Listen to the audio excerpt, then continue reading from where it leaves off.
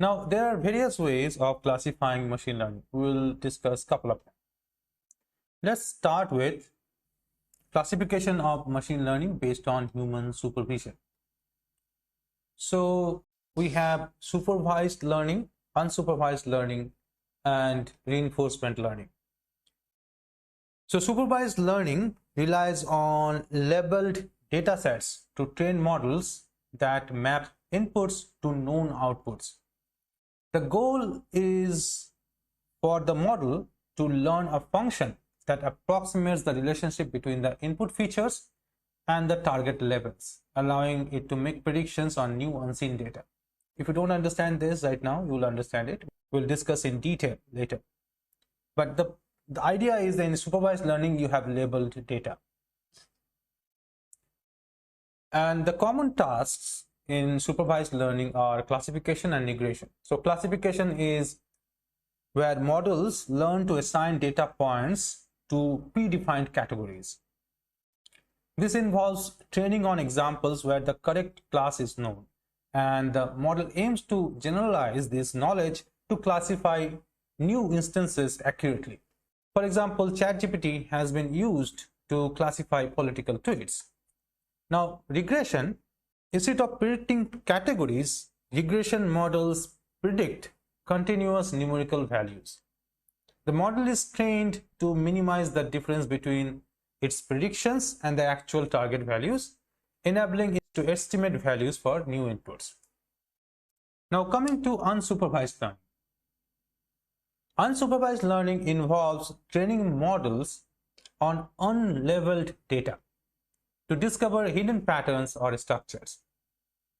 As there are no target levels, the model must infer the underlying relationships in the data without explicit guidance. So common tasks in unsupervised learning are clustering and dimensionality reduction. So clustering involves grouping similar data points into clusters based on inherent features. Algorithms aim to maximize the similarity within clusters and minimize the similarity between different clusters.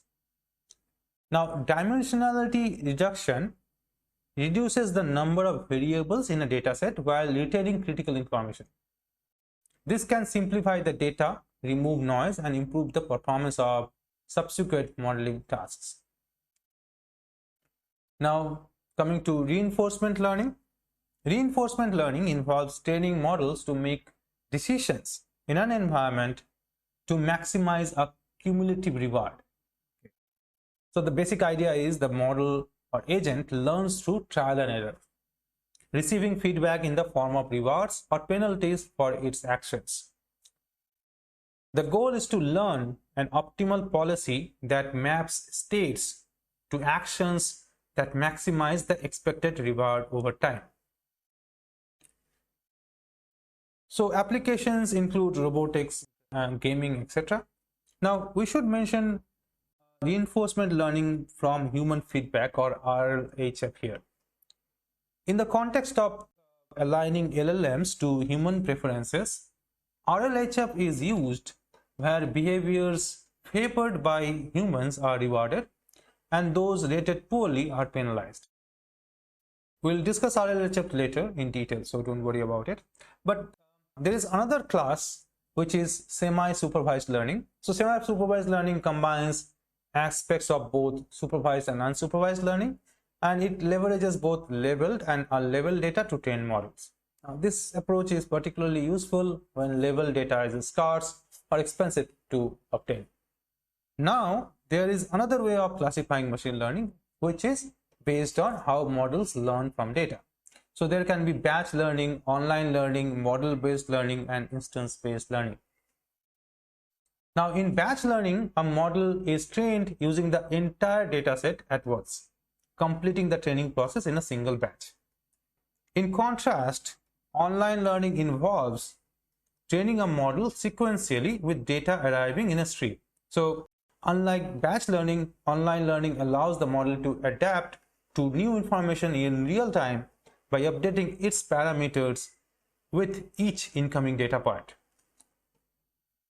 So this makes it well suited for dynamic environments where the data distribution changes over time, as the model can continuously adjust its parameters to reflect the most recent patterns in the data.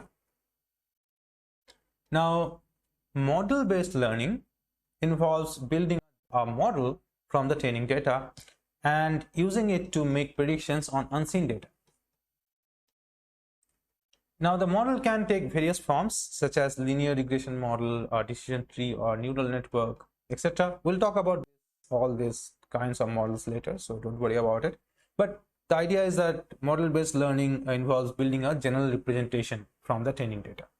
Now, instance-based learning is a non-parametric approach where the model memorizes the training examples and makes predictions by comparing new inputs to the stored instances. So it doesn't create a general representation, it just memorizes it. So unlike model-based learning, instance-based learning does not build an explicit general model of the data. Instead, it relies on similarity measures to find the most similar instances in the training set and uses their labels or values to make predictions.